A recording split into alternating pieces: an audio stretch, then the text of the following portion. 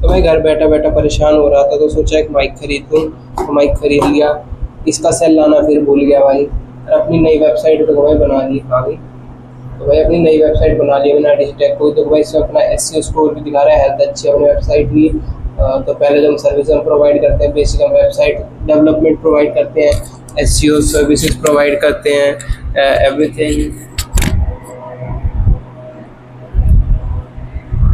जो प्रोसेस कैसा है, पहले हम डिस्कवर करेंगे, अपनी वेबसाइट बिल्ड करेंगे, सब कुछ ऐसे ऐसे। 1 सेकेंड। तो वेबसाइट अच्छी है, लेकिन अगर आपको वेबसाइट चाहिए ऐसी अपने तो सिर्फ 10,000 रुपये मिल जाएगी। कस्टम डोमेन सब कुछ मिल जाएगा। ये देखो, my site was up in look professional and I am already getting enquiries through the contact form best 10,000 I spend on business. One spend 10,000 rupees, इससे ज़्यादा अपने बिजनेस स्पेंड करने हैं, थोड़े रुपये में वेबसाइट मिल जाएगी, एसईओ भी हो जाएगा, डोमेन भी, सब कुछ। तो अभी ardisteco.com से कॉन्टैक्ट कीजिए।